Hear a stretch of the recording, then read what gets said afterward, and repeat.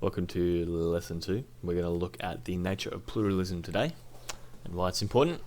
Make sure you come right to the top, highlight Lesson 2, sign and date, and then we're ready to go. So the first activity I want you to look at today is this table here. We're going to look at cultural diversity. And in your own words, I want you to write down what that means to you in the left-hand side of this column here. After you've done that, I would like you to create a visual representation of what that cultural diversity would look like for you. Okay, you have complete creative license over what that looks like, but it's interesting to see different people's perspectives on what cultural diversity actually looks like for them, because a lot of the time it is very different depending on your social background, depending on your cultural beliefs and values. Those types of things, like anything, but especially those two, can really influence how we look at this concept of cultural diversity. After you've done that, we're going to look at the difference between multiculturalism and pluralism. Now, I'm sure everyone here has heard of the term multiculturalism. We hear it thrown around a lot in terms of being a multicultural society, having a multicultural beliefs and values, and valuing the ideas of different cultures, assimilating with the majority culture. But I don't think many of you have probably heard of the word pluralism, or if you have, you're probably thinking of it in terms of the word plural, meaning many, which is kind of what it is, but it's a little bit different. What I want you to do, firstly, is get two concept cards out, and I want you to write a concept card for multiculturalism and a concept card for pluralism. Now, what I want you to do, however, is not write the full thing. We're going to read through and highlight sort of the key elements there, and then you can put those onto the concept cards. So, reading and highlighting with me. So what multiculturalism, it is where individuals from many cultures coexist and live by one set of rules. So that's what I want you to highlight there. Multiculturalism is when many cultures coexist and they live by one set of rules. Now, all the different cultures in society assimilate and compromise so that everyone abides by the same values and ideals. That's another important point. So Australia is considered a multicultural society. This is not to say that we don't welcome other cultures, although depending on how you interpret things that happen with our country, you may have a different viewpoint. But it's very much the idea that everyone's welcome here, but they have to abide by our laws, our way of life, and how we go about things, generally speaking. Okay. Now, the word assimilating, which I've written down here, it's another process. It's whereby a minority group or culture comes to resemble society's majority's groups' values, behaviours, and beliefs. So if you were to go to another country that wasn't Australia, you would be expected to, in most cases, to assimilate to their culture, okay? Because you're the foreigner or the outsider coming in, it's expected that you're going to follow their laws, their rules, and their kind of way of life. Not in every aspect, but at least having respect for it, that you're not going to pursue your culture's own interests over theirs whilst you're in that country. That's why if you do go to another country, or most countries, you are bound by their laws, because you need to assimilate to their processes. The other component to this is compromising. So you might not necessarily believe in it, but you would compromise because you know that as a minority group culture, you're coming into someone else's way of life or way of being, and that it's not right, I guess, for you to necessarily trump their values. And it's not necessarily right for them to disrespect yours either. However, it's sort of like inviting a guest, or being a guest, in someone else's house. You may not agree with the way they do things, but that while you're there, you typically abide by their rules, because it's their house, their rules, right? That's sort of the concept here. When we move on to here, minority cultures are recognised. I think that's important there. So I guess where I'm coming from this is I'm sort of sound like I'm bagging out multiculturalism. Multiculturalism was a good thing and is a good thing because it encourages other people to come to another country, and it doesn't necessarily poo-poo all their ideas, but it's a way of I think if you think, 200, 300, 400 years ago, multiculturalism was seen as a sort of a negative thing. The idea that if you were from another country, you weren't supposed to mingle with other countries. Everyone sort of had their little boxes, but we know, of course, with technology and globalization, that process has stopped. So being a multicultural society, and we hear it a lot, Australia's a multicultural country. But when we get down to the nuts and bolts of multiculturalism, it's very much about encouraging minority cultures to operate within the majority country's cultural framework, and to forego any customs that create conflict with the said society. So that's not to say you have to forego every sort of belief or value that you have if you're a minority culture, but you would forego any that creates major conflict. So say, for example, if I look at, let's say our first topic when we studied Saudi Arabia, if a Muslim was to come to Australia and they participate in Ramadan or fasting, they don't have to forego that, because that doesn't, it creates conflict with some people, but it doesn't create conflict at a macro scale for society. So there's no need to forego that custom, right? However, in Australia, if I'm using Saudi Arabia as an example, because we've studied it, if they were to come over, the concept of being having a platonic marriage, so platonic having more than one wife, for example, which is acceptable in certain parts of Saudi Arabia, that wouldn't be acceptable in Australia, because that would create like a conflict at a macro level scale, because our constitution and all that, and our laws around marriage say it's only to one person, not two or more. So you can forego certain things that would create conflict, but you don't have to forego. Most things typically don't create too much conflict. So they're recognized, so the minority cultures are recognized, so you can see things and see like this in certain fast food chain and restaurants, how they have halal approved and certified meats. So they're recognizing them, but they're still encouraging them to operate within the majority culture's framework. So our majority culture is that Australian Anglo-Saxon sort of ideal. It's typically Western, right? So that's probably a big important bit to get.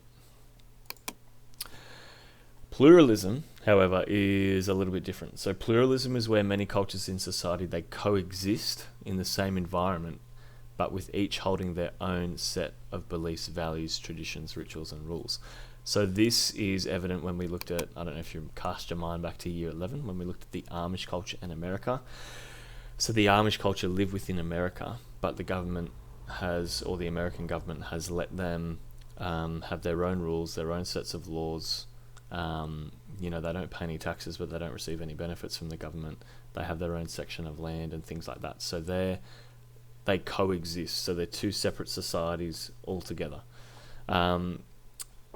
Areas of New Zealand have this with Maori culture as well, but most countries aren't typically pluralist. So I guess the main point to highlight here is pluralism is where many cultures coexist. But that's probably this whole thing, to be honest. Ooh. So it retains the differences between cultures, but they're now just living together in one place. That's the idea of pluralism.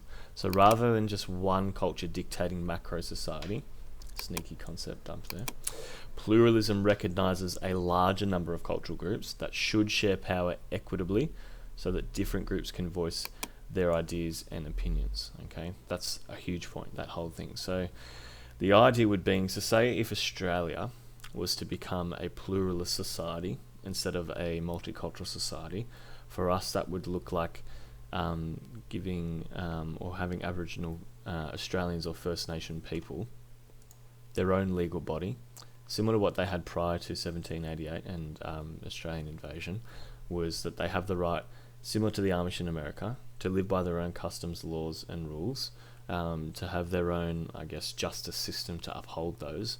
But then also if there's any macro level scale change that's going to affect both those groups, say that your typical white Anglo-Saxon Australians and your First Nations people, that they would share that power equitably so that they can voice their different ideas and opinions and come up with a solution that benefits both people, as opposed to in a multicultural society where the dominant culture's up here and any minority culture's sort of down here, and they just have to assimilate to whatever the standard is that's set by the majority. So that's a little bit of the difference there between a pluralist society and a multicultural society. What I've done here for you as well is I've given you a nice little difference between the two in a sentence there. So a pluralist society is not necessarily multicultural, because the latter being multicultural, simply refers to the coexistence of different cultures through assimilation. If and when many different cultures exist in a society, we may label them as multicultural, but if one culture dominates others to the point of exclusion through social discrimination or cultural discrimination, legal discrimination, any form, then it's difficult to label that society as pluralist. So if someone's trying to argue, I guess, that Australia's a pluralist society, we're not, because our mainstream Anglo-Saxon culture dominates, and that Western culture really dominates to the point of exclusion through discrimination, still to this day, especially in regards to First Nations people. So the pluralist society there, I guess, is the more, you would say, socially equitable way of being. So some characteristics of a pluralist society are the following. It's very much about appreciation versus tolerance. So a multicultural society talks about tolerating or having a tolerance for other cultures and differences. Even that word has a bit of a negative slant. Whereas a pluralist society is all about appreciation and engagement with diversity, not just tolerating it. Okay, that's a key point there I'd highlight. Pluralist societies also see diversity as a positive attribute, not necessarily a negative attribute. Pluralist societies work with people and not for people. That's a very big distinction. If you're working with someone, you are sort of hand in hand with them, walking step by step. If you're working for someone, okay, there's a clear power imbalance. Someone's has the authority, the other person might not have that authority to make those decisions. So a pluralist society would participate in discourse. What discourse means is any communication, whether it be debate, written, verbal. So that's kind of what discourse means. So when people talk about participating in discourse, you're participating in discussions, whether it be online, written, verbal, whether you're reading information. It's all about communicating. So people participating in discourse about various cultural groups and acceptance that they understand, or a pluralist society understands, is not necessarily one way that a society can function or operate. Whereas a multicultural society just follows whatever the majority culture says. A pluralist society will look at all the different cultures that live within their country and look at functioning in a way that utilises all the strengths of those different cultures in moving forward together. It's important to note, though, in order to do this, you need to understand that if you're to criticise diverse aspects of society, you must be prepared to receive criticism. So it's not about being right or wrong. It's about, do you understand that there's more than one way of doing this? Okay, so it's about having that open dialogue, that open discourse, and respectful conversation between all the different groups. That's what a pluralist society looks at doing. Whereas a multicultural society would pretty much look at whatever suits the majority can suit everyone else, and the minority culture, sort of have to fit in with that where they can. Now, that's not to say that everyone in a multicultural society is a bastard or poo-pooing every other minority culture, but the interest at a macro scale, if you look at our government laws, if you look at the way we go about living, is very much suited to the white middle-class Australian. Pluralist societies also focus more on equity as opposed to equality. Now, equality, as we know from our first lesson, is treating people the same, okay? But that assumes that everyone starts from the same place, and that's when it works. But when people aren't at the same place, if you look at pluralist society, there typically would be, I guess, some majority culture there that's established. Whereas equity is looking at giving people different support so that they can all participate equally. So if I was to use this example up here again, the idea of equity here is that everyone's not getting the same treatment, but everyone's getting treatment that allows them to participate in society equally.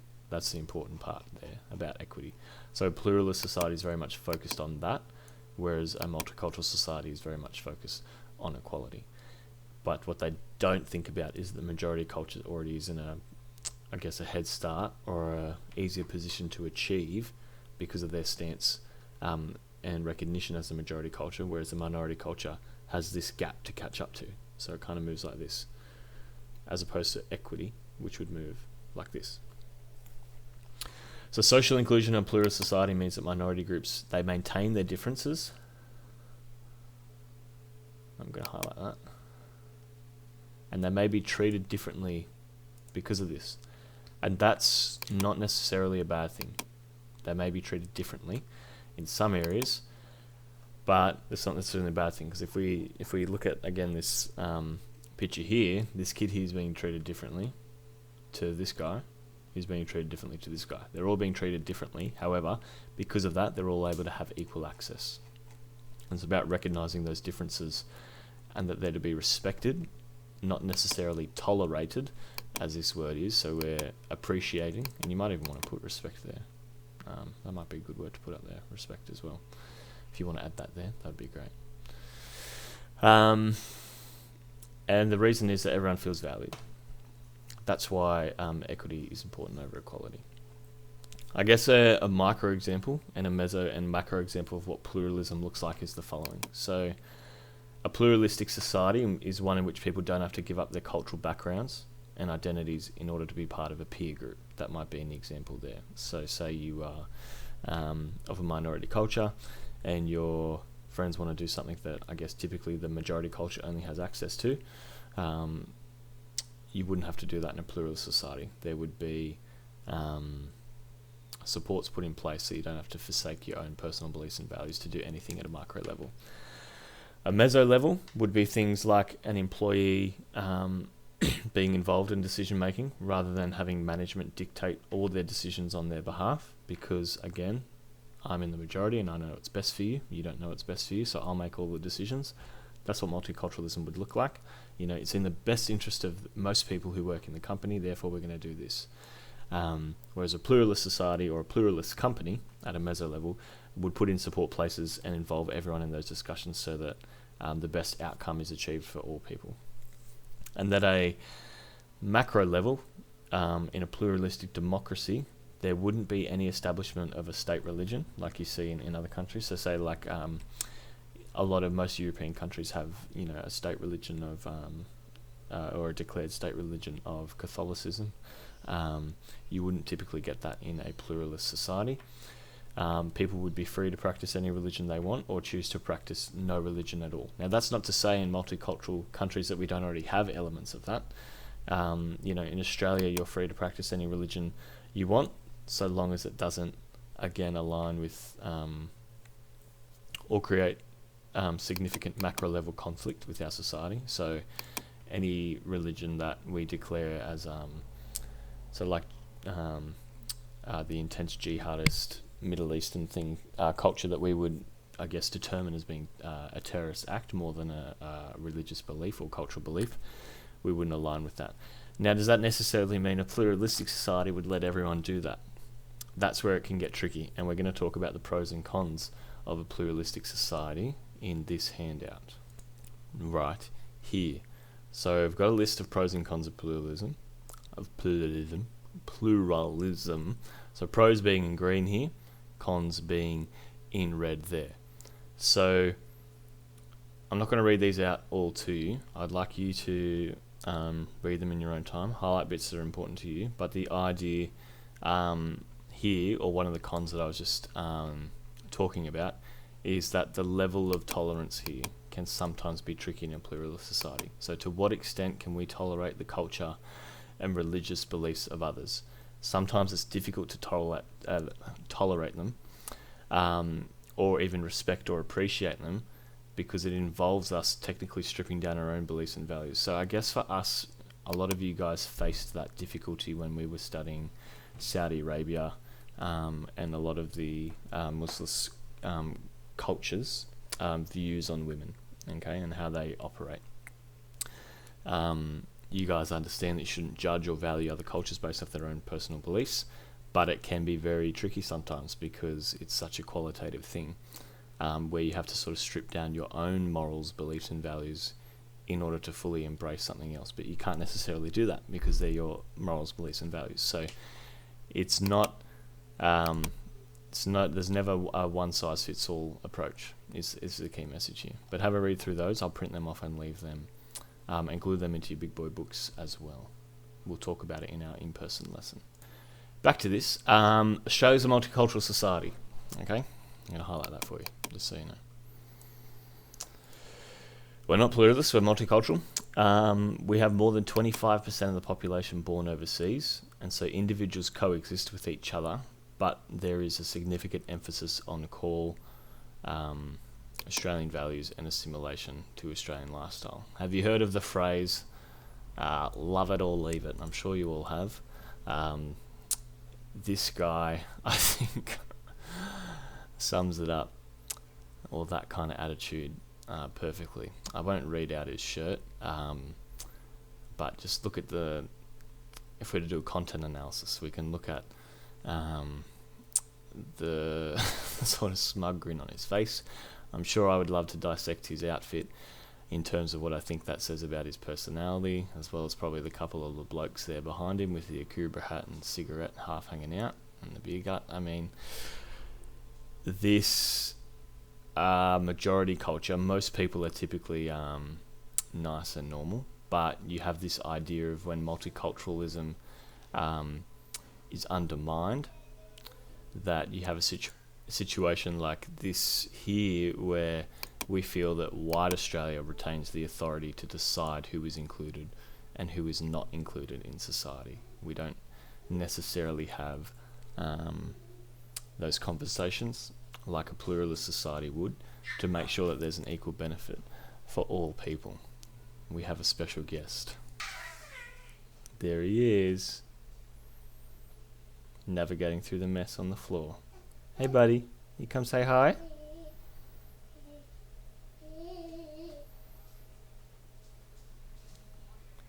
Look how grown up he is. Hey buddy. Oh, and Bondi's here too. Oh, Bondi's trying to push in. There we go. Have an assistant teacher, Patrick. Say hi. That's how you say hi to people. Say hello. Can you see yourself on the screen there? No, see, look, he's waving. No, he wants to teach. Okay. Okay. You going to say bye? Can you wave bye? Whoop. Say bye. Not going to talk? Not going to talk? Okay. Alrighty. See you, bud. Alrighty. There's your intermission. Where were we? Yeah, so this becomes a problem, I guess, because the majority culture assumes, well, it doesn't assume, I mean, it's sort of mandated within our culture that the majority rules, right? And so the people that are in that majority get, I guess, an unrealistic or a in over their head sort of attitude where they think that they have the authority to decide what's best for someone else's life, where I'm sure if the tables were turned, they wouldn't really appreciate that. So with that being said, our next section here is our Australian Department of Home Affairs lists our core values in Australia. This is just on their website. So this is the government in charge of, I guess, our national interests. This is what they say as Australia's core values. Everyone deserves a fair go. We embrace mutual respect, tolerance, see that word again, so that's in our core values that the government has set, that's communicated to everywhere in the world. So everyone in Australia is tolerant. Compassion, which is debatable, and equality of opportunity. So the idea is that everyone gets the same opportunities, which we know through research isn't necessarily true, but that's the multicultural model. Everyone gets the same opportunity, whether you're in the majority culture or the minority culture. Now, that can be true, and that sounds good in theory, but I guess if everyone starts at different points, if you get the same opportunity, the guy up here is going to have a head start over the guy down here, like I was saying. We also have freedom of religion, speech, and association. Now, association meaning that you can be friends with who you want. You can be a part of a union if you want. In your workplace, you can follow whatever sports team you like. There's no mandated rules. So who you choose to associate with is your freedom. We also have a commitment to the rule of law, and that all Australian citizens are subject to and should obey the law. We have a parliamentary democracy, so that means we vote and elect our leaders in, and then they speak on our behalf. And that we have, again, here it is again, equality of opportunity for all people, regardless of gender, sexual orientation, age, disability, race, or national or ethnic origin.